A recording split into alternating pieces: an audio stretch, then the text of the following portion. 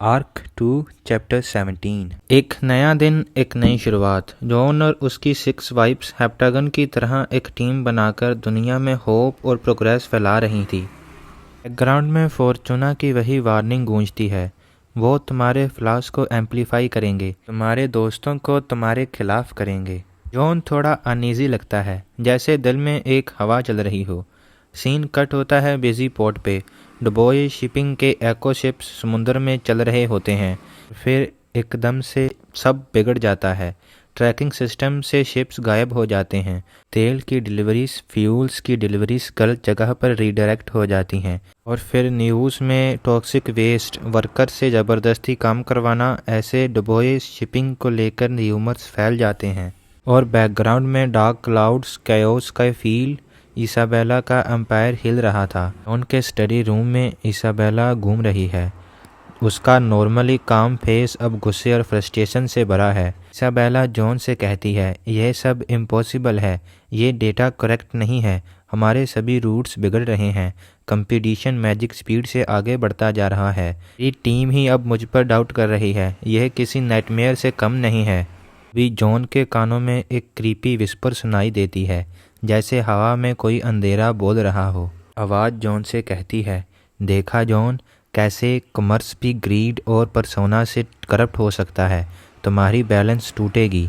John का face tense हो जाता है। उसके सामने आ रहा था ये करप्टर्स का नया ट्रैप। लेकिन जॉन घबराता नहीं है। वह पूरे होशो हवास में जीव से कहता है, जीव्स, पूरा डिजिटल लॉकडाउन शुरू करो। इसाबेला, तुम अपने एथिक्स से 1 इंच भी पीछे नहीं हटोगी। तुम अपने एथिक्स को, अपने बिलीव्स को, अपने मॉरल्स को नहीं छोड़ोगी।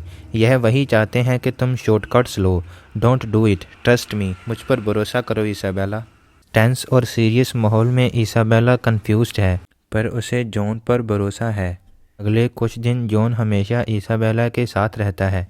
करप्ट और बिगड़े हुए स्क्रीन्स, मैप्स और डेटा उसके सामने बार बार ग्लिच करते हैं। इसाबेला की टीम थक जाती है, लेकिन जॉन का टच हर डेड एंड को एक डिस्कवरी में बदल देता है। फिर उन्हें एक हिडन सर्वर मिलता है, उसमें एक इनक्रिप्टेड कम्युनिकेशन ट्रेस होता है। सब एक्सीडेंटल लगता है, पर यह सब जॉन के गोल्डन टच का मैजिक था। जॉन एक एक्सीडेंटल फंड इन्वेस्ट कर देता है, एक नई काउंटर सर्विलेंस टेक में, एक नई टेक्नोलॉजी जो शिप्स के नेविगेशन के लिए काम आती है। और वही टेक उन्हें असल कल्प्रिट तक ले जाती है, एक शैडी कॉर्पोरेट ग्रुप जो करप्टर्स के इन्फ्लुएंस में है। वह करप्टर्स सोच रहे थे कि इसाबेला डिसअपेयर में गिर जाएगी और शॉर्टकट्स लेगी, लेकिन ऑपोजिट हो गया। इसाबेला और जॉन ने सब एक्सपोज कर दिया और नए पार्टनरशिप्स और प्रॉफिट भी बन गए। इसाबेला की आंखों में रिलीफ और ग्रेटिट्यूड था। बड़े ही प्यार से कहती है, अब भी मैं बिल्कुल लॉस्ट फील करती हूँ, तुम कोई ना कोई रास्ता निकाल ही लेते हो जॉन, तुम कैओस के बीच में से भी प्रोस्पेरिटी को ढूंढ ही लेते हो। इसाबेला जॉन से यह सब बातें उसका हाथ पकड़े हुए कहती है। और इसी सीन के साथ हमारा चैप्टर 17 और 18 एंड होता है। चैप्टर 19 में अकारी का ऑनलाइन प्रोफाइल स्क्रीन पर दिख रहा है। पहले ब्राइट और colourful post, smiles, random acts of kindness, small vlogs, फिर एकदम से ट्रोल्स, कुछ फॉल्स र्यूमर्स, फेक वीडियोस उसकी पूरी प्रोफाइल को डेड कर रहे हैं। उसके कमेंट्स पूरी तरह गालियों से भरे हुए हैं। हेटर्स पूरी तरह से उसको बाइकआउट कर रहे हैं। स्पॉन्सरशिप लोगोस डिसअपेयर कर रहे हैं। बैकग्राउंड डार्क और ब्लू टोन जैसे एक डिजिटल स्ट्रॉम हो। एकदम से अकारी की पॉजिटिव दुनिया नेगेटिविटी के समुंदर में डूब गई। सीन शिफ्ट होता है मैंशन के मीडिया रूम में। लाइट्स डिम हैं। अकारी एक सोफे पर कर्ल करते हुए बैठी है, हुडी पहनी हुई है। लैपटॉप स्क्रीन से हाश लाइट में उसका फेस पेल लग रहा है। स्क्रीन पर हेटफुल कमेंट्स स्क्रॉल हो रहे हैं कि आवाज़ टूटी हुई और दबी सी है। वह जॉन से कहती है, यह टू मच है। वह लोग मुझे कह रहे हैं कि मैं फेक हूँ, और मैं शायद ऐसी हूँ भी, शायद वे सही हैं। May be kindness is just a performance. मेरी काइंडनेस सिर्फ एक परफॉर्मेंस की तरह है। मैं सिर्फ वायरल होने के लिए काइंडनेस के एक्ट करती हूँ। बैकग्राउंड क्वाइट है, सिर्फ फ़ोन नोटिफिकेशन की छोटी छोटी बीप्स। जिस लड़की की रोशनी दूसरों के लिए होप थी वो खुद अंधेरे में डूबी हुई लग रही है। जॉन मीडिया रूम के डोर फ्रेम से उसे देख रहा है। उसका चेहरा सीरियस, आंखों में वरी, उसके लिए टेंशन है। वो आगे बढ़कर अकारी के पास बैठता है, सॉफ्टली उसका हाथ पकड़ता है, सीरियस और सख्त अंदाज में उससे कहता है, वह सभी सही नहीं है अकारी, तुम्हारी काइंडनेस जेन्युइन है, ये एक टारगेट अटैक है। वो सभी तुम्हारी बस बबली और जॉयफुल पर्सनैलिटी से जेलस हैं। वह इसे तोड़ना चाहते हैं, इसे चेंज करना चाहते हैं। जॉन को महसूस हो रहा था करप्टर्स का ठंडा साया। वो बस अकारी की सेल्फ डाउट की वजह से खुद को और भी ताकतवर बना रहे थे। जॉन एक गहरी सांस लेता है और कामली बोलता है, वी फाइट बैक, हम इस सब के खिलाफ लड़ेंगे। हमें गुस्से से नहीं बल्कि सच्चाई के साथ उनके साथ लड़ेंगे। चलो एक वीडियो बनाते हैं, एक लाइव, अभी। अकारी की आंखों में थोड़ी सी होप दिखती है। बैकग्राउंड में मैंशन का मीडिया रूम अब थोड़ा ब्राइट लगने लगता है, जैसे एक छोटी रोशनी फिर से जाग गई हो। चैप्टर 20। सीन शिफ्ट होता है मैंशन के एक कोजी कॉर्नर में। विंडो से सॉफ्ट और नेचुरल लाइट आ रही है। अकारी सिंपल कपड़ों में है, plain petal top, no heavy makeup, no filters. Camera tripod से सेट है। जॉन बैकग्राउंड में क्वाइटली खड़ा है, स्पोर्टिव प्रेजेंस के साथ। अकारी की ये वाली वीडियो कुछ अलग थी, ना फिल्टर ना ग्लैमर, सिर्फ सच। अकारी कैमरा की तरफ देखते हुए बोलती है, मैं झूठ नहीं बोलूँगी, मुझे हर्ट हुआ है, मैं कंफ्यूज हो गई थी। काइंडनेस कोई पब्लिसिटी नहीं है, ये मेरा बिलीफ है, मेरे दिल की ट्रू फीलिंग्स है। अकारी की आंखें हल्की सी नम, पूरी तरह से हौसले से भरी हुई थी। उसकी आवाज़ सॉफ्ट पर स्ट्रॉन्ग थी। वीडियो के अपलोड होते ही नोटिफिकेशन एक्सप्लोड हो जाते हैं। करप्टर्स एल्गोरिथम्स को ट्विस्ट नहीं कर पाते। जॉन का गोल्डन टच सब कुछ बाईपास कर रहा था। कमेंट सेक्शन पॉजिटिविटी से भर जाते हैं। लोग अपने random acts of kindness share करने लगते हैं। अकारी के नए नाम टैग कर रहे हैं। करप्टर्स ने जो नेगेटिविटी फैलाई थी वो काइंडनेस की सुनामी के सामने टिक नहीं पाई। अकारी मैंशन के कॉर्नर में फ़ोन हाथ में लेकर पॉजिटिव कमेंट्स देख रही है। उसका फेस ब्राइट है, उसकी आंखें शाइन कर रही हैं। जॉन उसके पास बैठा है। अकारी इमोशनल वॉइस में बोलती है, तुमने मुझ में विश्वास किया जब मैं खुद भी नहीं कर रही थी। तुम बेस्ट हो जॉन। जॉन को खुशी से गले से लगाती है और जाते जाते एक जेन्युइन स्माइल के साथ किस कर देती है। जॉन थोड़ा सा अवकट पर खुश है और मन में सोचता है, ये रिवार्ड तो इसाबेला ने मुझे देना था, चलो यहाँ से ही सही। इसाबेला की जिस पावर्स को करप्टर्स ने तोड़ना चाहा वो और भी स्ट्रॉन्ग हो गई। अकारी का इन्फ्लुएंस अब सिर्फ बड़ा नहीं रहा, वह इन्फ्लुएंस असली है। इसी सीन के साथ चैप्टर 20 और एपिसोड 7 एंड होता है।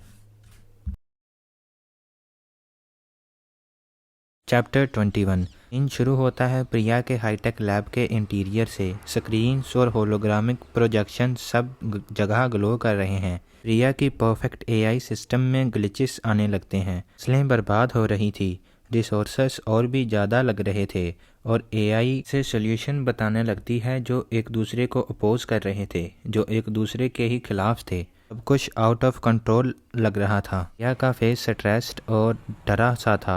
होलोग्रामिक प्रोजेक्शंस को चेक करते हुए कहती है, ये सब कोई सेंस नहीं बनाता जॉन, डेटा करप्ट है पर कोई एक्सटर्नल प्रॉब्लम नहीं है, मुझे लगता है कोई इंटरनल लॉजिकल फॉल है, मेरा खुद का क्रिएशन फेल हो रहा है। का यूजुअली काम और फोकस्ड फेस अब फ्रस्ट्रेशन और डिसपेयर से भरा था।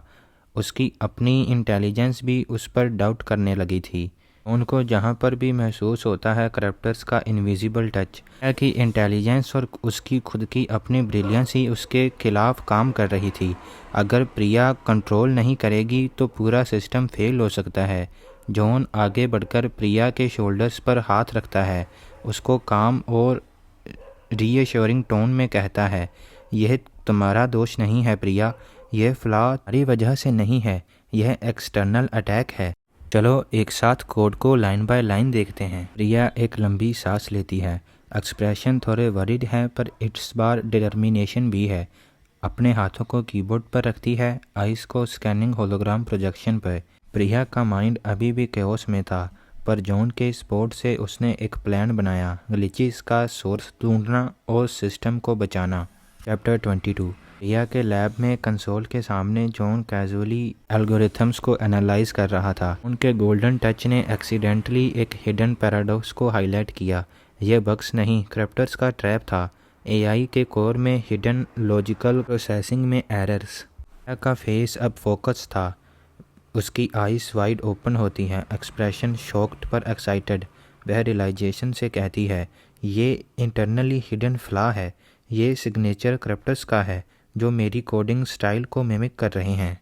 प्रिया अब समझ गई थी कि ये अटैक्स कैसे डिज़ाइन था, कि ब्रिलियंस को ही उसके अगेंस्ट करने का प्लान। फिर प्रिया तेज़ी से काम करती है। कंसोल पर होलोग्राफिक प्रोजेक्शंस ब्राइट और ऑर्गेनाइज्ड हो रही हैं। जॉन बैकग्राउंड में कामली वॉच कर रहा है। प्रिया ने करप्शंस को ट्रेस और क्लियर किया और ग्रीनमैन को अपग्रेड कर दिया, एक सेल्फ हीलिंग आर्किटेक्चर जो फ्यूचर अटैक्स को विथस्टैंड कर सकता है।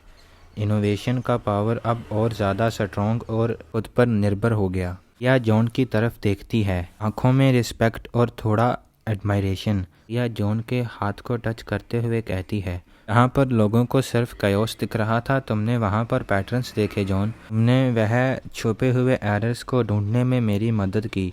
ये एक अनएक्सपेक्टेबल वेरिएबल था मेरी इक्वेशंस में। प्रिया का इंटेलेक्ट अब और भी कॉन्फिडेंट हो गया और जॉन के साथ एक स्टेबल बॉन्ड डेवलप हो गया। और इसी सीन के साथ हमारा चैप्टर 22 ख़त्म होता है।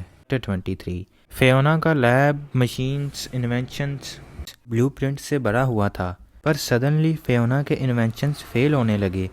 अम्ब्रेला रिवर्स हो गया, indoor rain, perpetual motion machine rust हो गई। हर आइडिया डिजास्टर बन रहा था। वर्कशॉप कयोस से भरा हुआ था और फियोना का कॉन्फिडेंस गिर रहा था। फियोना का फेस ब्राइट पर स्ट्रेस था, eyes wide, eyebrows furred, expression of frustration और होपलेसनेस के साथ जॉन से कहती है, जॉन, यूनिवर्स खुद मुझे रोक रहा है। हर इन्वेंशन फेल हो रहा है, मेरा हर आइडिया डिजास्टर बन रहा है। फियोना की शरारती और एनर्जेटिक पर्सनैलिटी अब उसकी खुद की ही क्रिएटिविटी पर डाउट कर रही थी। जॉन केयरफुली वर्कशॉप में स्टेप करता है, फैले हुए टूल्स को उसकी जगह पर रखता है और एक फाड़कर फेंके हुए ब्लूप्रिंट को उठाता है और कहता है, यह कोई रैंडम नहीं है फियोना, ये डिज़ाइन है। वह तुम्हें और तुम्हारी क्रिएशन को रोकना चाहते हैं। चलो तुम्हारे इन्वेंशन में आए हुए फ्लॉज को ढूंढते हैं। फ्लॉज सिर्फ तुम्हारे इन्वेंशन में है, ना कि तुम में। जॉन ने बड़े ही काम और लॉजिकल वे से फियोना को रीअश्योर किया। कयोस के बीच भी होप का लाइट जागा। फियोना डीप ब्रेथ लेती है, हाथ प्रोटोटाइप के ऊपर रखती है, आइज स्लोली शाइन करने लगती हैं। टूल्स और ब्लूप्रिंट्स के बीच फोकस और डिटर्मिनेशन वापस आ जाता है। फियोना का माइंड अब रेडी है फाइट के लिए। फियोना का स्पार्क वापस जाग रहा है। चैप्टर 24। फियोना के लैब में जॉन कंपोनेंट्स के पास खड़ा है। वह मेटालिक पार्ट्स और कुछ ब्लूप्रिंट्स पर एक्सीडेंटली टच करता है। जॉन के टच ने हिडन डिस्ट्रक्टिव सब रूट्स एक्टिव कर दिए, जो करप्टर्स ने सीक्रेटली फियोना के डिज़ाइंस में डाले थे। ये माइक्रो मशीन्स डिके और कयोस क्रिएट कर रही थी। यह सब कुछ देखकर फियोना का फेस फ्यूरियस और एक्साइटेड हो गया, आइस स्पार्क कर रही थी। वह कहती है, अब समझ आई ये सब कैसे हो रही थी, डिज़ाइन कैसे ख़राब हो रहा था। ये उनका डिस्ट्रक्टिव टेक है। फियोना ने एग्जैक्ट इंटरफेरेंस का सिग्नेचर देखा और तुरंत ही रिवर्स इंजीनियरिंग करनी शुरू कर दी। टर्मिनेशन और क्रिएटिविटी डबल हो गई। फियोना वर्कशॉप में लगातार काम कर रही है। मशीन स्टेबल्स हो रही है, टेम्पोरल डिस्टॉर्शंस फिक्स हो रही है। स्पार्क्स और लाइट के इफेक्ट्स के साथ वर्कशॉप ब्राइट और ऑर्गेनाइज्ड लग रही है। फियोना ने डिस्ट्रक्शन को क्रिएटिविटी में कन्वर्ट कर दिया। एंटी कयोस इन्वेंशन बनाए, मटीरियल स्टेबल हो गए, टेम्पोरल डिस्टॉर्शंस फिक्स हो गई। वर्कशॉप एक फोर्ट्रेस ऑफ इनोवेशन बन गया। फियोना जॉन की तरफ देखती है, आई शाइन कर रही है। शरारती मुस्कान के साथ जॉन कंधों पर हाथ रखते हुए कहती है, तुम हमेशा ही लक लाते हो, तुम कयोस को कॉन्कर करते हो, तुम मेरे फेवरेट पैराडॉक्स हो। लगता है जैसे अब हम दोनों एक दूसरे के साथ और कंपैटिबल हो गए हैं।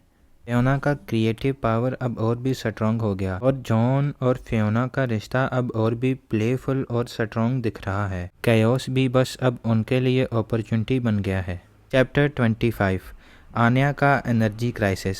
Scene high tech lab Infinite Spark Reactors में शुरू होता है। कंट्रोल पैनल्स पर फ्लैश हो रहे हैं अलर्ट्स। आन्या के रिएक्टर्स सडनली एनर्जी लॉस दिखाने लगे। ग्रिड में फ्लक्चुएशंस, मेल्टडाउन का थ्रेट और वर्स हो गया। आन्या खुद भी एनर्जी ड्रेन फील कर रही थी। एग्जॉशंस उसके ब्रिलियंट माइंड को क्लाउड कर रहा था। आन्या गुस्से और सीरियसनेस से जॉन से कहती है, John, energy drain critical levels पे है। सिस्टम कोलैप्स 24 आवर्स में हो सकता है। ये ऐसा लग रहा है जैसे मैं खुद भी ड्रेन हो रही हूँ। क्या पावर्स का असली कॉस्ट है ये खुद कंज्यूम होना? आन्या का क्रिटिकल और क्रिस्प एनालिटिक माइंड अब अविश्वास और एम्पथी से भर गया था। जॉन आन्या के कंधों पर हाथ रखते हुए कहता है, नहीं आन्या, ये पावर का कॉस्ट नहीं है, ये अटैक्स है एनर्जी ड्रेन करने के लिए। तुम बस मुश्किलें देखो, हम मिलकर उनका हल ढूंढते हैं। चैप्टर 26 कंट्रोल कंसोल के ऊपर जॉन का हैंड फिंगर्स जेंटली टच करते हुए लाइट्स और होलोग्राफिक प्रोजेक्टर्स ग्लो कर रहे हैं। जॉन के टच ने hidden quantum entanglement points reveal किए। एनर्जी ड्रेन सिर्फ रिएक्टर्स से नहीं, आन्या के बायो इलेक्ट्रिक फील्ड से भी हो रहा है। ये करप्टर्स का क्लेवर पैरासाइटिक नेटवर्क है, इनविजिबल और डेंजरस। आन्या ये सब कुछ देखती है, उसका चेहरा शॉक है। रियलाइजेशन में कहती है, ये पर्सनल अटैक है, अब मैं इसे रिवर्स करूंगी। आन्या ने करप्टर्स के एनर्जी ड्रेन को आइडेंटिफाई किया और तुरंत काउंटर मेजर प्लान बनाया। उसका माइंड क्लियर और फोकस है। आन्या ने फ्लो को रिवर्स किया, करप्टर्स के ड्रेन को फीडबैक लूप में कन्वर्ट कर दिया। हिडन कंडक्ट्स ओवरलोड हुए, एक्सप्लोजन्स हुए और सीक्रेट बेसिस रिवील हुए। इन्फिनाइट स्पार्क अब सेल्फ रिगेनिंग और अनस्टॉपेबल फोर्स बन गई। आन्या जॉन को देखते हुए अपनी वार्म और रेयर स्माइल के साथ उसके हाथ को पकड़कर कहती है, जॉन, तुम मेरे लिए उन सभी से ज़्यादा हो। तुम एक अनोमली हो। तुम स्पार्क को इन्फिनाइट स्पार्क में बदल देते हो। तुम अल्टीमेट सोर्स ऑफ एफिशिएंसी हो। मैं अब तुम पर सर्च करूंगी। तुम एक लिविंग पैराडॉक्स हो जॉन। आन्या की एनर्जी और कॉन्फिडेंस वापस आ गया और जॉन के साथ उनका बॉन्ड डीपर और ट्रस्टफुल दिख रहा है। इन्फिनाइट स्पार्क अब और भी प्रिसाइज और फॉर्मिडेबल है। इसी के साथ चैप्टर 25 एंड होता है। चैप्टर 27 टेक्स्ट की लेंथ छोटी होने की वजह से चैप्टर 26-25 में ही एक्सप्लेन हो गया, सो इसीलिए दिस इज चैप्टर 27। सीन शुरू होता है ज़ारा के ऑफिस से। मल्टीपल स्क्रीन्स और होलोग्राफिक डिस्प्लेस गेम करैक्टर्स के होलोग्राम्स शो कर रही है। फिर एकदम से ज़ारा के आर्केड सैनिथ में करप्टर्स का इन्वेजन शुरू हो गया।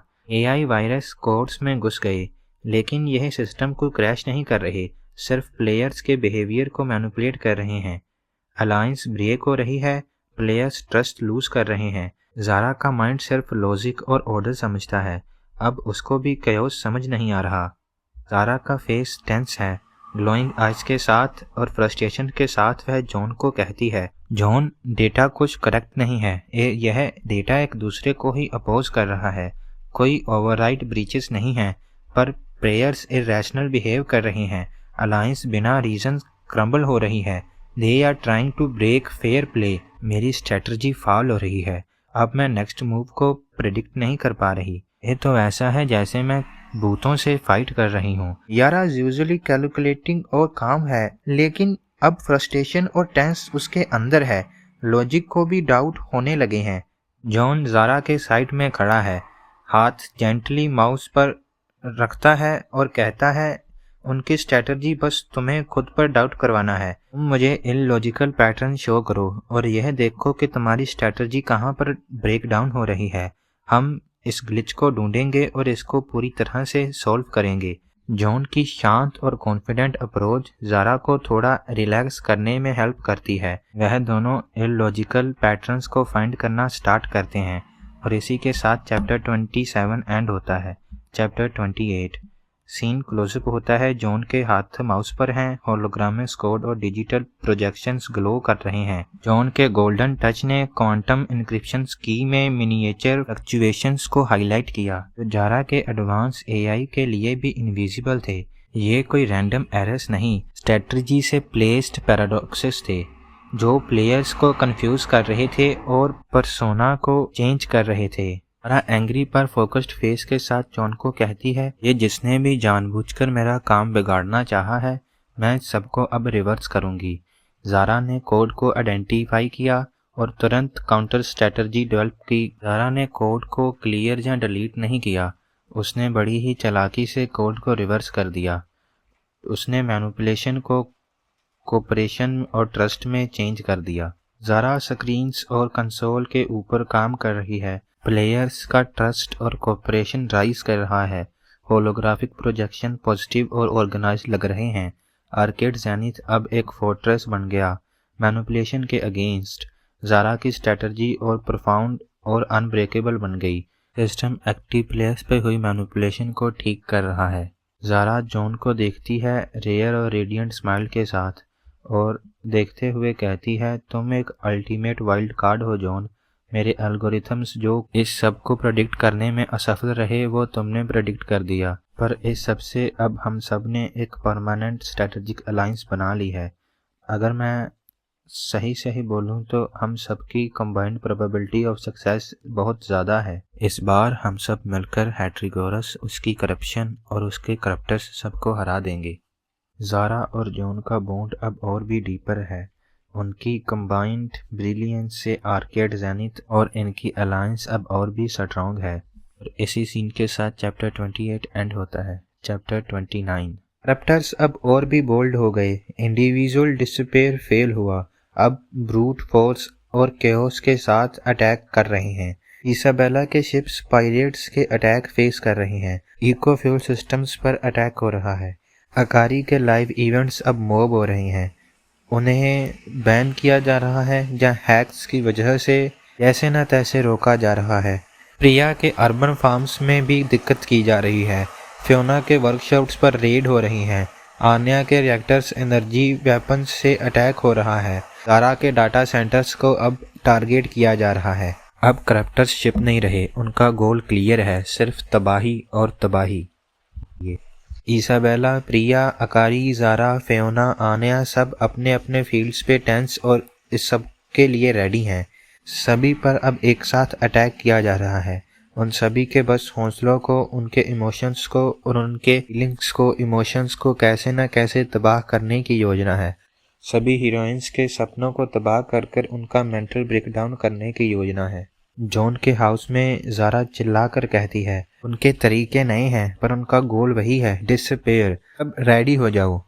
फियोना कहती है, हम इस चैलेंज के लिए तैयार हैं। ये समय आ गया है कुछ आवाज़ करने का, कुछ एक्सीडेंट करने का, कुछ ऐसा इवेंट्स, कुछ ऐसे वेपन्स बनाने का जो उन्हें रोक सके।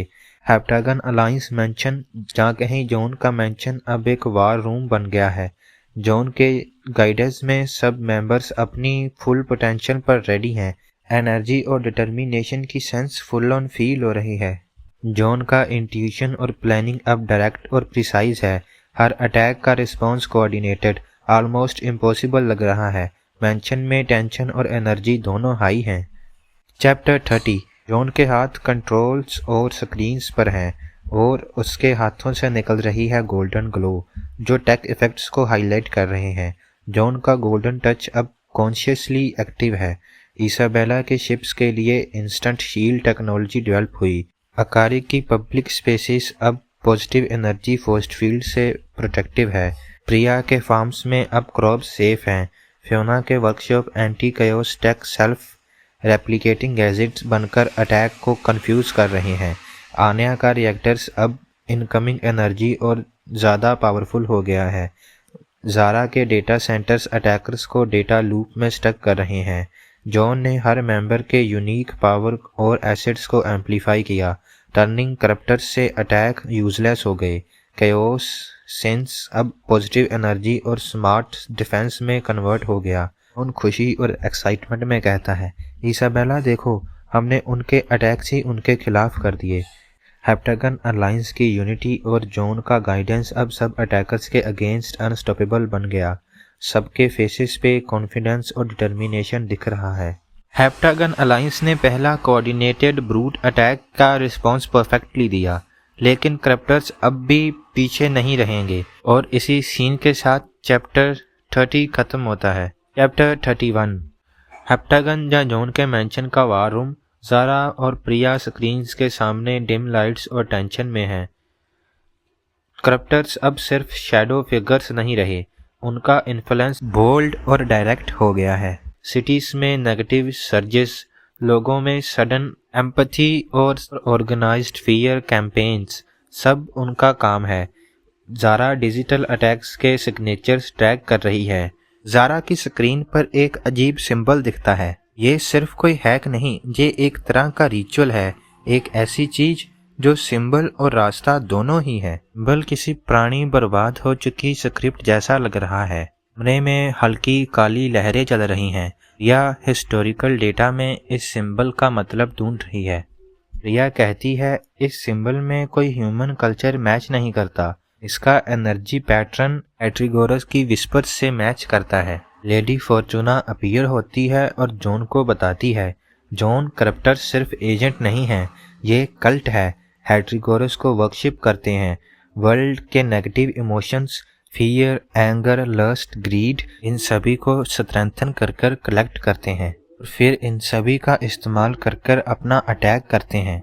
उनका ओरिजिन पुरानी सोसाइटी से है, जिन्होंने फॉरबिडन नॉलेज के थ्रू हैट्रिगोरस का पावर डिस्कवर किया।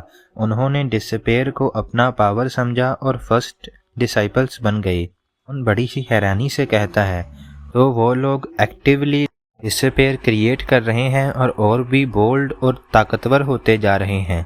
इस सीन के साथ हमारा चैप्टर 31 एंड होता है। चैप्टर 32 जॉन के ऑपरेशंस अब इतने बड़े हो गए हैं कि उसकी एक्सीडेंटल वेल्थ और पावर हर दिन बिलियंस का फ्लो कर रही है, लेकिन ये इतना बड़ा फॉर्चून एक नया बर्डन बन गया है। डॉक्यूमेंट्स साइन करना, ग्लोबल प्रोजेक्ट्स ऑब्जर्व करना, मार्केट्स के डिसीजंस, ये सब अब जॉन के शोल्डर्स पे है। जॉन अपनी वर्क प्लेस पर काम करता हुआ जीव्स से कहता है, जीव्स, क्या हम सच में इस प्रॉब्लम को सॉल्व कर सकते हैं? ये एंडलेस मनी कहीं कभी लगता है फॉर्चूना का जोक है। मैं तो बस किसी शांत लेक के किनारे बैठना चाहता हूँ। जॉन की ये बातें सुनकर जीव्स बड़े ही काम वे में जॉन से कहता है, सर, आपका डिसपेयर समझ में आता है, लेकिन ये आपके इन्फ्लुएंस का प्रूफ है। लेडी फॉर्चूना की विजडम फ्रस्ट्रेटिंग सही, लेकिन प्रोफाउंड है। शायद बर्डन उठाना ही आपका पीस का रास्ता हो। जॉन का फेस एक नई रोशनी के फीलिंग के साथ भर जाता है, और वो फीलिंग थी रिस्पॉन्सिबिलिटी। ये मोमेंट उसकी करैक्टर ग्रोथ का इम्पोर्टेंट पार्ट है। और इसी सीन के साथ चैप्टर 32 एंड होता है। चैप्टर 33 की शाम जॉन केल्विन अपने मैंशन के वार रूम में था। लाइट्स थोड़ी डिम थी और स्क्रीन्स पर स्टबल गोल्डन ग्लो थी। लेडी फॉर्चूना का शिमरिंग फिगर अपीयर होता है, जैसे एक डिवाइन लाइट हो। फॉर्चूना की आवाज़ धीरे धीरे जॉन के दिमाग में गूंजती है। जॉन, वो सिर्फ एक एंटिटी नहीं है, वो खुद ही एक शक्ति है। जब लोग उदास होते हैं, जहाँ दुख में होते हैं, जहाँ अंदर से टूट जाते हैं, तब उसकी ताकत और वो खुद और भी ज़्यादा मजबूत हो जाता है। फॉर्चूना आगे कहती है, हैट्रिगोरस के 7 हेड्स सिर्फ पावर नहीं, ये ऐसी एंटिटीज हैं जो रियलिटी के एक्सपेक्ट्स को तोड़ना चाहते हैं, उन्हें करप्ट करना चाहते हैं। हर हेड रियलिटी के एक डिमेंशन को करप्ट करना चाहता है। जॉन डीपली सांस लेता है, उसकी आंखों में टेंशन और दर्द मिक्स है। ये सिर्फ मॉन्स्टर नहीं, ये फिलॉसफी का हॉरर है। जॉन को रियलाइज हुआ ये मॉन्स्टर कोई आम मॉन्स्टर नहीं है, ये रियलिटी के रूल्स को चेंज करना चाहता है। फॉर्चूना आगे कंटिन्यू करती है और हैट्रिगोरस के बारे में बताते हुए कहती है कि शुरुआत में हैट्रिगोरस एक कॉस्मिक बैलेंस था। वह एक सेल्फलेस टूल था जो सिर्फ एक डिमेंशन को बैलेंस करता था, पर किसी अननोन वजह से वह सेल्फ अवेयर हो गया। उसमें कॉन्शियसनेस आ गई और वह हैट्रिगोरस बना।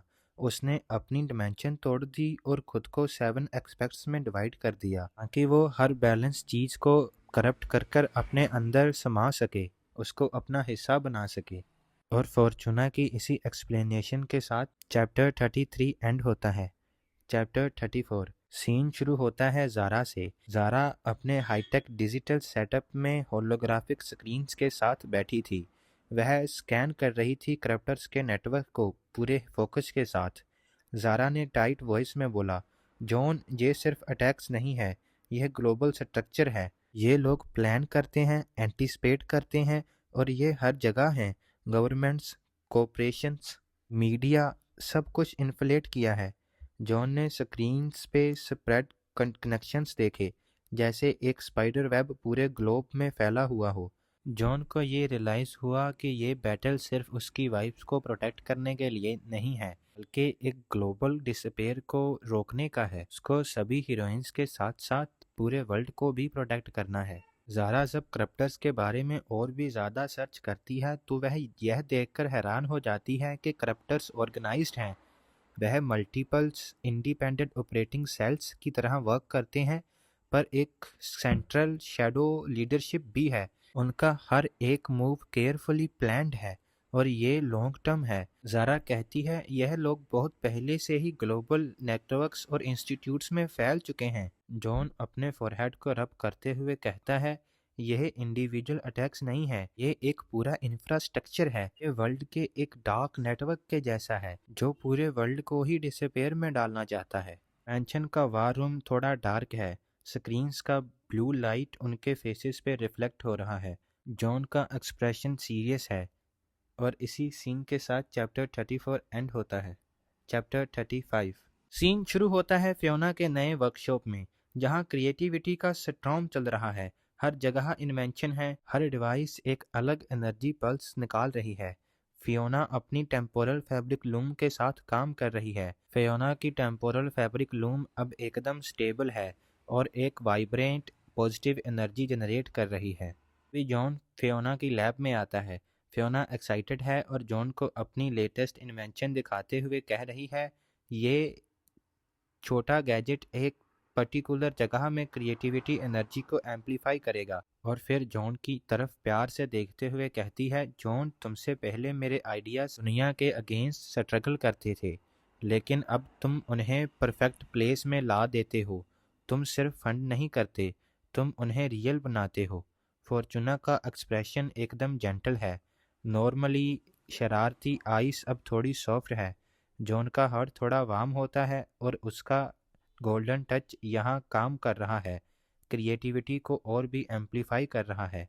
और इसी सीन के साथ चैप्टर 35 एंड होता है। चैप्टर 36 में हम देखते हैं अकारी, जॉन और प्रिया को एक साथ। अकारी ने ज़ारा के प्लेटफॉर्म आर्केड जेनिथ पर पीट ऑफ ह्यूमैनिटी नाम का इवेंट लॉन्च किया। ये एक इवेंट था, यहाँ यूजर्स पूरे वर्ल्ड से स्टोरी शेयर कर रहे हैं, stories of kindness and genuine happiness. Arcade zenith अब ग्लोबल पॉजिटिविटी का हब बन गया है। तभी प्रिया जॉन को बुलाती है और एक तरफ इशारा करते हुए जॉन से कहती है, जॉन देखो, कलेक्टिव पॉजिटिव एनर्जी अब ओवरवेलमिंग है, ये डिसअपीयर को काउंटर कर रही है। प्रिया की एनालिटिक स्किल्स अब ह्यूमन इमोशंस को भी मेजर कर रही है। ग्लोबल काइंडनेस से एक शील्ड बन रही है जो करप्टर्स के नेगेटिव अटैक्स को काउंटर कर रही है। प्रिया की बात सुनकर अकारी कहती है, देखा जॉन, काइंडनेस भी एक सुपर पावर है। अकारी की आंखें खुशी से चमक रही हैं। वह यह महसूस कर रही है कि वह कितनी प्रभावशाली है। जॉन को फील होता है कि रियल इम्पैक्ट ह्यूमन इमोशंस का कितना पावरफुल हो सकता है। और इसी सीन के साथ चैप्टर 36 एंड होता है। चैप्टर 37 इस सीन में हम देखते हैं आनिया अब फुली ओवर पावर्ड है। इन्फिनाइट स्पार्क से करप्ट एनर्जी सिग्नेचर्स को क्लीन कर रही है। मिनिएचर प्यूरिफिकेशन कॉइल्स डिप्लॉयज हो रही हैं जो नेगेटिव एनर्जी ड्रेन को न्यूट्रलाइज कर रही है। एक टेस्टिंग के दौरान नेगेटिव बची हुई एनर्जी उसको पूरी तरह से घेर लेती है, लेकिन आनिया फोकस करती है। उसकी आईज क्लीन एनर्जी से ग्लो कर रही थी और वह उस एनर्जी को ऑब्जर्व और फिल्टर करके रिलीज कर देती है, एकदम पावरफुल और प्रिसाइज। इस मेथड से वह नेगेटिव एनर्जी को क्लीन करना सीख लेती है। फिर वह जॉन से कहती है, करप्टर्स का एनर्जी मैनिपुलेशन बेसिक है, हम फंडामेंटल लॉज पे रिलाई कर सकते हैं। और जॉन, तुम एक अल्टीमेट एनर्जी स्टेबलाइजर हो। जो पॉजिटिव एनर्जी को स्टेबलाइज रखता है। आन्या अपने ग्लासेस को एडजस्ट करते हुए पूरे ग्रेटिट्यूड के साथ जॉन को देख रही है। आन्या की आंखों में जॉन के लिए ग्रेटिट्यूड और रिस्पेक्ट है और ये पावर और ट्रस्ट का एक परफेक्ट मूवमेंट है। और इसी के साथ चैप्टर 37 एंड होता है। चैप्टर 38 सीन शुरू होता है और हम देखते हैं इसाबेला को। इसाबेला अब पूरी तरह से तैयार है अपने एथिकल एम्पायर को बचाने के लिए। उसने डिसाइड किया है कि वो करप्शन के रूट्स पर अटैक करेगी। उसका होलोग्रामिक स्क्रीन्स पे दिख रहे हैं कैसे ब्लैक मनी और इलीगल फंड्स अब सीधे चैरिटी ऑर्गेनाइजेशंस और एनजीओस में जा रहे हैं। वो सिस्टम्स जो पहले लोगों को लूटा करते थे अब उन्हीं लोगों की मदद कर रहे हैं। इसाबेला के शिप्स समुंदर के ट्रेड रूट्स पे पेट्रोल कर रहे हैं जैसे एक इनविजिबल शील्ड हो। कोई भी इलीगल शिपमेंट उनसे बचकर नहीं जा सकता। दुनिया को अब समझ आ रहा है इसाबेला के रूल्स टफ हैं लेकिन फेयर हैं। वो सिर्फ बिजनेस वूमेन नहीं एक प्रोटेक्टर बन गई है। जैसे पैसा भी डर रहा है और जस्टिस भी रिस्पेक्ट कर रहा है। इसाबेला ने एक नई सोच दुनिया के सामने रखी, प्रोस्पेरिटी प्योरिटी इंडेक्स। ये एक सिस्टम है जो हर कंपनी को रेट करता है उनके एथिक्स और एनवायरनमेंट के रिस्पेक्ट के बेसिस पे। अब दुनिया के बड़े कॉरपोरेशंस को समझ आ रहा है कि पैसा सिर्फ नंबर्स नहीं होता, उनके पीछे इंसानियत भी ज़रूरी है। जो कंपनीज करप्शंस के साथ जुड़ी थी वो धीरे धीरे कोलैप्स कर रही हैं। मार्केट उन्हें रिजेक्ट कर रहा है बिना किसी वजह के। इसाबेला ने ये साबित कर दिया कि पावर सिर्फ डिस्ट्रक्शन से नहीं, ट्रांसपेरेंसी और फेयरनेस से भी मिल सकती है। इसाबेला जॉन से कहती है वो चाहते थे कि मैं रुथलेस बनूं, पर मैंने सीखा कि रियल पावर वो होती है जो इंसाफ के साथ आए। एथिकल कॉमर्स सबसे बड़ा वेपन है। जॉन, अगर मेरे फादर होते तो उन्हें फ़क्र होता, पर इसी के साथ मैं तुम्हारी भी बहुत आभारी हूँ क्योंकि अगर तुम नहीं होते तो यह सब पॉसिबल नहीं होता। इसाबेला के चेहरे पर एक अलग ही शांति और कॉन्फिडेंस था। जॉन उसे देखता रहा जैसे पहली बार समझ रहा हो कि उसके रैंडम एक्शंस ने दुनिया के बैलेंस को बदल दिया। उनके बीच एक साइलेंट अंडरस्टैंडिंग थी, एक एक्सीडेंटल अलायंस जो अब मूवमेंट बन चुकी थी। इसाबेला ने सिर्फ करप्शन को नहीं बदला, उसने सक्सेस का मतलब भी रिफाइन कर दिया। अब पैसा भी प्योर होना चाहिए, पावर भी एथिकल, और दुनिया धीरे धीरे अब उनकी तरफ बढ़ रही थी। इसी के साथ चैप्टर 38 एंड होता है। चैप्टर 39 सीन शुरू होता है ज़ारा से, जो एक अंधेरे रूम में बैठी है। स्क्रीन्स और होलोग्राम्स की रोशनी ग्लो कर रही है। उसके सामने है फ्लोटिंग मैप्स और डेटा के वेव्स। हर सेकंड वो नए पैटर्न को समझने की कोशिश कर रही है। करैप्टर्स के हर मूव, हर ट्रिक उसके एनालिसिस के अंदर आ रहे हैं। ज़ारा ने अपना सिस्टम में एक नए पावरफुल एल्गोरिथम को बनाया है जो उनके डिजिटल फुटप्रिंट को ट्रेस करता है। उसने दुनिया भर से एथिकल हैकर्स और डेटा एक्सपर्ट्स को साइलेंटली कनेक्ट कर दिया है। ये एक साइलेंट आर्मी है जो इनविजिबल है लेकिन हर जगह मौजूद है। ज़ारा का गोल सिंपल है, उनके नेक्स्ट अटैक से पहले उन्हें प्रेडिक्ट करना। वो एक चेस गेम खेल रही है जिसमें हर मूव डिसाइड करता है कि दुनिया बचेगी या नहीं। एक बड़े होलोग्रामिक मैप के सामने ज़ारा खड़ी है। उसके हाथ लाइट की हल्की सी लाइन को फॉलो कर रहे हैं। सडनली वो रुकती है, एक स्पॉट पे जूम करती है और जॉन को बुलाती है, देखो ये ही पॉइंट है जहां से उनका सिस्टम ब्रेक हो सकता है।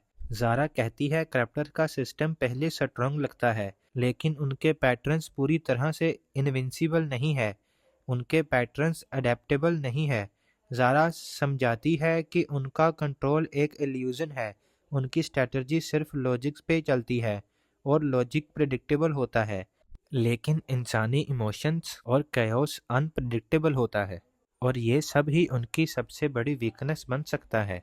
जॉन स्क्रीन्स के पास आता है, ध्यान से मैप को देखता है और कहता है, तो करप्टर्स एक फिक्स्ड रूल गेम खेल रहे हैं लेकिन हम इवॉल्व हो रहे हैं। जॉन की ये बात सुनकर ज़ारा के चेहरे पर एक स्माइल आ जाती है। ज़ारा कॉन्फिडेंट दिख रही है। रूम का एटमॉस्फेयर सडनली काम और पावरफुल फील होता है। दोनों के बीच एक साइलेंट अंडरस्टैंडिंग है। अब हेप्टागन के पास वो एज आ गया है जिसमें लॉजिक और अनप्रेडिक्टेबिलिटी दोनों का बैलेंस है। यूनिटी का एक रियल मीनिंग अब शेप ले रहा है। और इसी सीन के साथ चैप्टर 39 एंड होता है। चैप्टर 40। ज़ारा का ग्लोबल नेटवर्क अब फुल ऑपरेशन में है। हर कॉर्नर से डाटा आ रहा है। एन्क्रिप्टेड मैसेजेस, सैटेलाइट फीड्स और डार्क वेब के हिडन ट्रेल्स। होलोग्राफिक मैप पे रेड डॉट्स ब्लिंक हो रहे हैं जो करप्टर्स के सीक्रेट बेसिस को दिखाते हैं।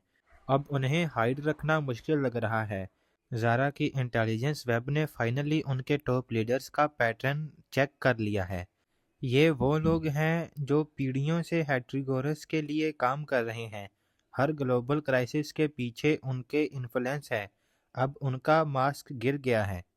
एक स्क्रीन पर एक डार्क फिगर अपीयर होता है। उसका नाम है आर्मिस थोर्ने। उसकी आईज शार्प और कोल्ड हैं, जैसे वो हर इंसान के अंदर का फियर देख सकता हो।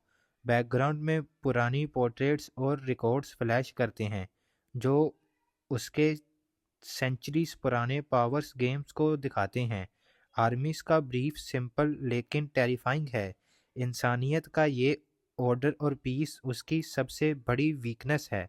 रियल पावर तब आती है जब सब कुछ टूट गया हो। उसके लिए डिसपेयर एक टूल है और कैओस उसका वेपन। आर्मिस एक इंसान कम एक लेगेसी ज़्यादा है, एक शैडो जो कभी ख़त्म नहीं होता। ज़ारा ने लैब में जॉन के सामने आर्मिस का कंप्लीट प्रोफाइल होलोग्राम स्क्रीन पे फ्लोट किया। हर कनेक्शन, हर इवेंट उसका डेटा स्ट्रीम में लिंक है। वो जॉन को दिखाती है जे बंदा हर मेजर कोलैप्स के पीछे है। इकोनॉमिक्स, वार्स, इवन पैंडेमिक्स, सब में इसका ट्रेस है। ये हेट्रिगोरस का सबसे डिवोटेड और सबसे इंटेलिजेंट करप्टर है। जॉन का फेस टाइट हो जाता है। उसके अंदर एक मिक्स फीलिंग है, फियर और रिजॉल्व दोनों। जॉन को समझ आ गया है कि अब फाइट सिर्फ डिजिटल नहीं रही, अब ये पर्सनल भी है। फिर स्क्रीन पर होलोग्राफिक मैप जूम आउट होता है। पूरे ग्लोब पे रेड लाइट ब्लिंक हो रही है। कॉन्टिनेंट्स के ऊपर मूविंग शैडोज दिख रहे हैं। करप्टर्स के नेक्स्ट मूविंग स्ट्राइक्स के सिग्नल्स दिख रहे हैं। हेप्टागन के मेंबर साइलेंट हैं, लेकिन उनके फेसेस पे एक डिटर्मिनेशन है। अब गेम क्लियर हो गई है। नेक्स्ट बैटल होगा अनप्रेडिक्टेबल, इंटेलिजेंट और डेंजरस। ये सिर्फ टेक्नोलॉजी की वार नहीं, आइडियोलॉजी की भी है। लाइट और शैडो के बीच अब फाइनल गेम शुरू हो चुका है। और इसी सीन के साथ चैप्टर 40 एंड होता है।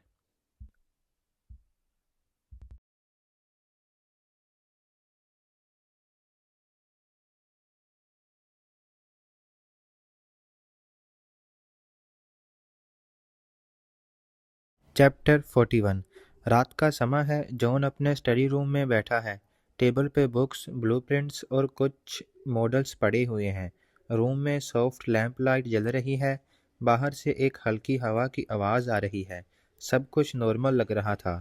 तभी एक हल्की सी वाइब्रेशन हवा में फैलती है और शिमरिंग करती है, जैसे रियलिटी थोड़ी सी हिल गई हो।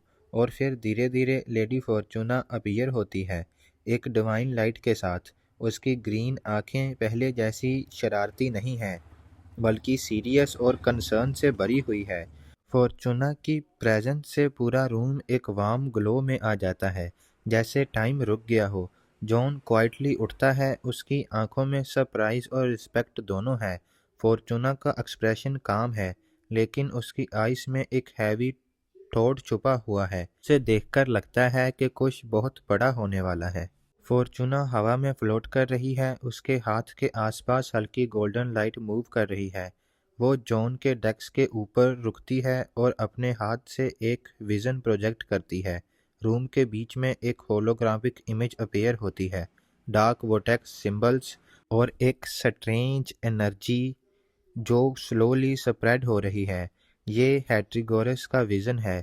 फॉर्चूना का टोन सीरियस है। फॉर्चूना जॉन से कहती है, आर्मिस थोर्ने अब मूव कर रहा है। उसका गोल सिंपल है, वो 7th वेसल्स बनाना चाहता है। उसके अंदर हेट्रिगोरस का कोर एस्पेक्ट्स आ चुके हैं, commerce, influence, invention, creation, energy, strategy, और वो अब चाहता है लास्ट एक्सपेक्ट डिसअपेयर। जॉन का फेस टाइट हो जाता है। उसके दिमाग में मानो थॉट्स के तूफान चल रहे हों। उसे समझ आ रहा है कि अगर आर्मिस थोर ने सक्सेस हो गया तो वो सिर्फ एक इंसान नहीं रहेगा, वो एक कॉस्मिक लेवल थ्रेट बन जाएगा। फॉर्चूना का वॉइस अब और भी डीप हो गया है। उसके टोन में अर्जेंसी है और उसके वर्ड्स से फील हो रहा है कि दुनिया अब एज पे खड़ी है। जॉन बैठता है, लाइट उसके फेस पर पड़ती है। उसकी आंखों में एक मिक्स इमोशन है, फियर और रिजॉल्व दोनों का। जॉन फॉर्चूना से ये सवाल पूछता है, तो अगर थोर ने सक्सेस हो गया तो वो हेट्रिगोरस का 7th हेड बन जाएगा?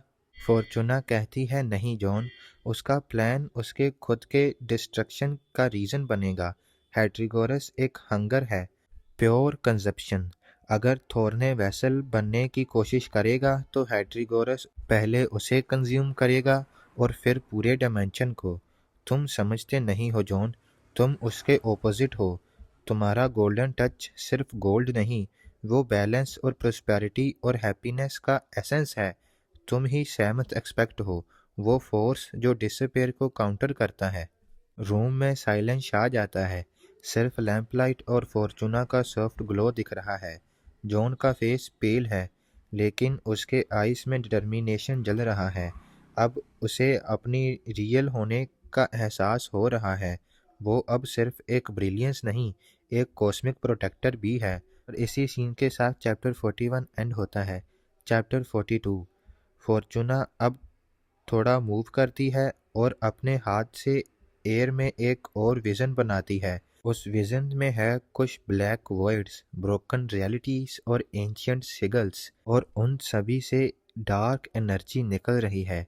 फॉर्चूना बताती है ये है हेट्रिगोरस का रियल फॉर्म, एक वॉइड, एक ऐसी डार्कनेस जिसमें सिर्फ हंगर है।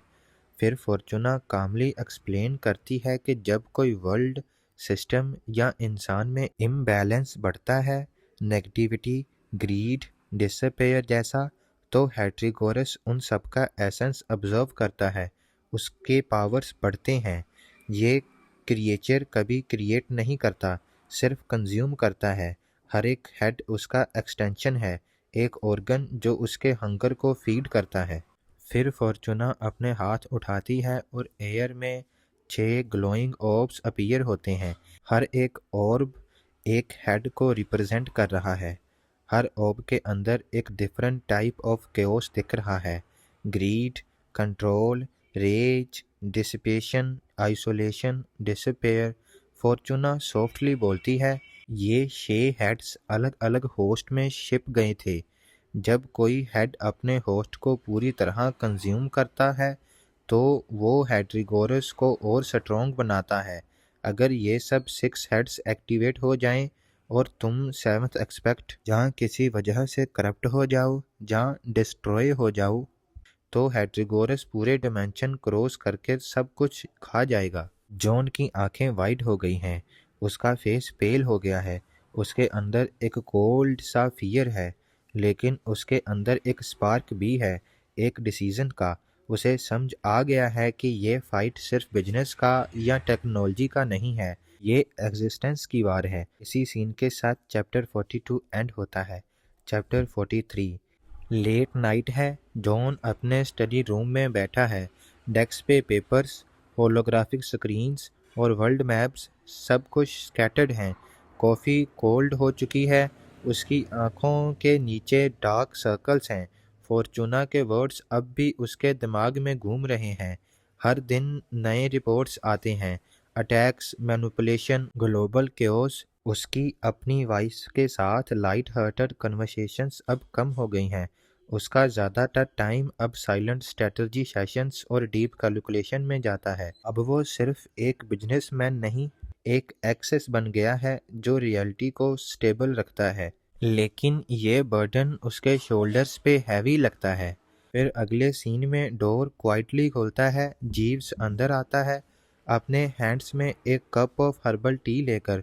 वो साइलेंटली डेस्क के पास आता है, कप रखता है और एक पुरानी कामनेस या शांति के ऊपर लिखी गई बुक उसके साइड में रख देता है और जॉन से कहता है, sir, even the greatest structures require strong foundation. सभी को कभी ना कभी हेल्प की नीड होती है, चाहे वो फिजिकल हो या मेंटल। जॉन थका हुआ कहता है, मैं तो बस शुरुआत से ही नॉर्मल लाइफ चाहता था, शांत और पॉपुलैरिटी से दूर, लेकिन लगता है डेस्टिनी के पास कोई और प्लान था। अब चॉइस सिंपल है, जहाँ दुनिया को बचाऊंगा, जहाँ उसे गिरते हुए देखूंगा। मैं बस अब यह सब कुछ ही कर सकता हूँ। जीव्स क्वाइटली नोट करता है। रूम में एकदम साइलेंस है, सिर्फ क्लॉक की टिक टिक। जॉन अपना सर दोनों हाथों से पकड़ता है, आंखें बंद करता है और अपने पास्ट की लाइफ को फील करता है। और वह फील करता है कि वह किस एज पे खड़ा है। वर्ल्ड लेवल का खतरा किस तरह उसके सर पर मंडरा रहा है। उसे हैट्रिगोरस के विजन्स दिखते हैं, आर्म्स तोड़ने दिखाई देता है, फिर अपनी 6 वाइफ्स और फिर फॉर्चूना। वह समझता है कि उसके कंधों पर कितना बड़ा बोझ है। वह ना सिर्फ अपनी वाइफ्स को बल्कि दुनिया को और पूरे डिमेंशन को बचाने की कोशिश कर रहा है। और इसी सीन के साथ हमारा चैप्टर एंड होता है।